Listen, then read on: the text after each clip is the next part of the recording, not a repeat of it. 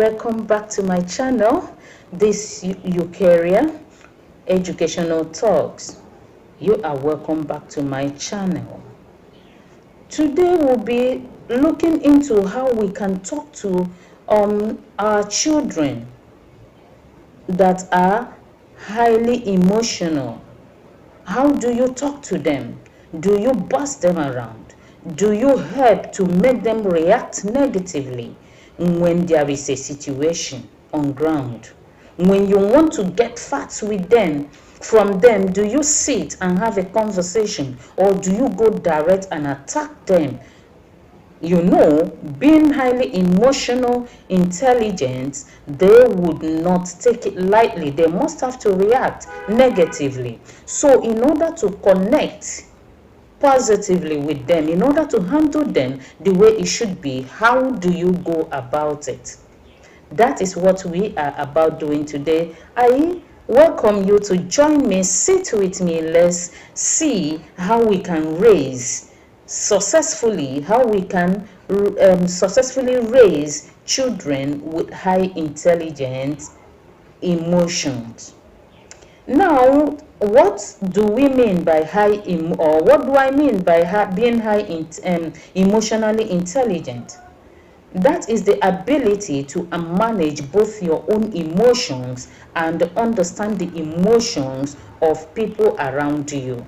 Now that parents, caregivers, and teachers have to manage our kids, our words, students, learners, their intelligence, how to handle this emotional intelligence issue.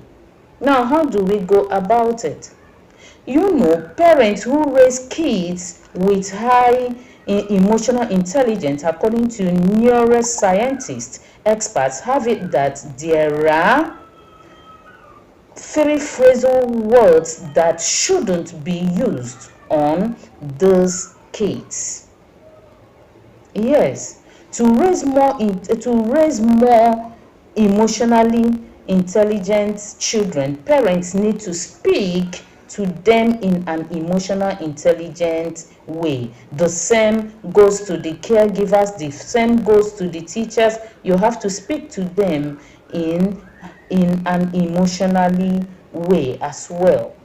Then here, teachers and parents have to learn the communication styles that can promote connection and independence, both of which are important if you want to have a good and healthy relationship with these high emotional intelligent children.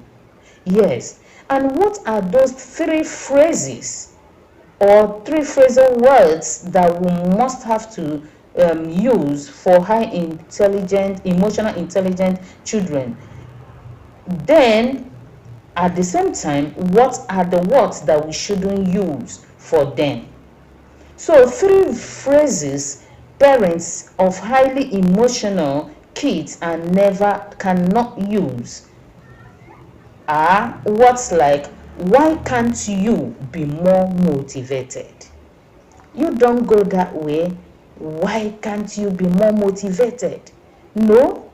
Remember, as a parent, as a teacher, as a caregiver, the brain is wired to excel when and where it can. So when children struggle, it's not because they don't want to do well. It's because they can't at that point in time, and you have to understand that with them. So here the issue isn't the motivation, but a disconnection between your expectation as a parent or as a teacher or as a caregiver. So when there is disconnection between your expectation, their expectations and their capabilities is what is in question here. So you are looking at it from that point of view, that you have these high expectations of them, and why is it not coming that way? And as a reason, you go ahead and ask, okay, when you go ahead to ask some questions in a way you are not supposed to ask, instead of making them to relate with you when they are addressed, they go ahead and be they react negatively because you didn't manage your own emotion as a parent. You have to manage your emotion. You have to understand that that the ability to manage both your own emotions and understand the emotions of people around you, especially at that of the kids, it's what matters most when you are handling children with high emotional intelligence. So it is, in fact, something that you must not look down on when you want to address them. If you have found out that your child has this high emotional intelligence, there must be ways you must have to handle everything that has to do with that your kid or your child. So then you may go ahead and ask, what then is the right phrase to use in order to handle situations like that? So what to say? The emotionally intelligent response is to be curious about where your child's motivation and abilities intersect. You have to find that out before reacting or even overreacting. Now, let's say your child is spending too much time playing video games and too little time for reading. Then please avoid asking, why aren't you motivated to read books? Why is it video games? When this moment you do this, you are aggravating something that you wouldn't like. The reaction won't be on a good side. So in that case, don't ask, why are you aren't motivated to read books? Instead, try using open-ended questions like, I see you really like video games. Wow. So I do like to know much about it. So would you share with me? Please, when you use your phrases or your phrase like this, there is no need or there is no way your kid will react negatively. So you must not ask, why aren't you motivated to read books? Why is it only video games? Then what will be the second question you must not ask in that manner, that you must have to phrase in order to meet up the high emotional intelligence kid? The second one is, why don't you listen to me? You don't use that. Why don't you listen to me? I know there is no way you will say, why don't you listen to me, in a calm voice. The tone and the voice must take its effect. Why don't you listen to me? That's how it must go.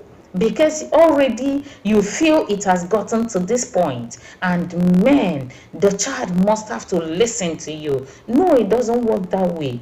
So try to hear the needs of your kids by engaging them in a conversation on a particular matter of concern before you start reacting.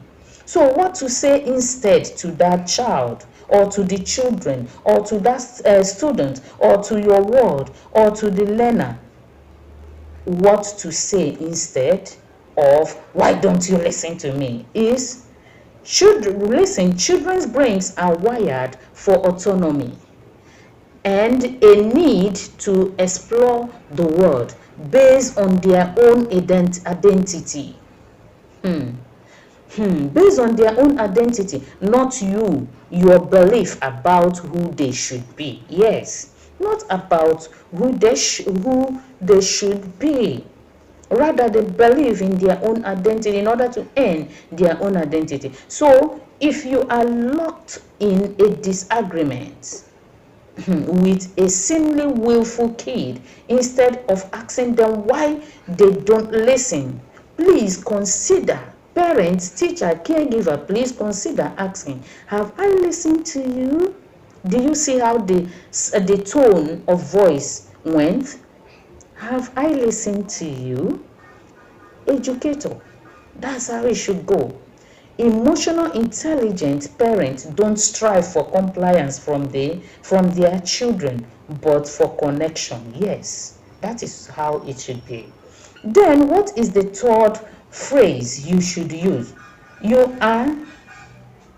shouldn't say, you are not doing it this way, you don't respect me. No, it shouldn't go that tone of voice will not be acceptable. You will be trying to make the child pop up what is not expected at that point in time. So you are being, you don't say you are being so disrespectful. No, the fact is, when you as a parent bring up your concern in a safe, low stakes conversation, your teenager will reply, I do respect you, but trying to but I've tried doing my calculations, but mathematics is somehow difficult.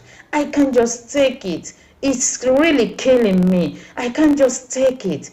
I don't want to do mathematics, but it's not because I disrespected you by not going to sit and do my homework at that point in time or study that topic in mathematics. But mathematics is really pissing me off. It's making me go crazy. So in that case, what should you do as a parent, teacher, or caregiver? What to say instead?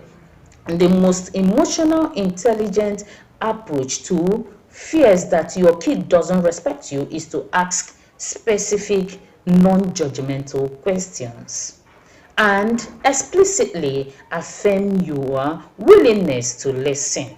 It's very important you listen out to them. It could sound like this: I noticed you got 55% on your mathematics test. Would you be willing to talk about it? I just want to hear your experience. Have you subscribed? If you have not subscribed, you will miss out some of the videos that will be coming up. Please do subscribe. Click on that red button. Hit on that notification icon. But if you like this video, equally give it a thumbs up and try to manage your highly emotional, intelligent kids, students, learners, and your words, so that you will be able to raise a successful kid. See you next time in another video. Bye.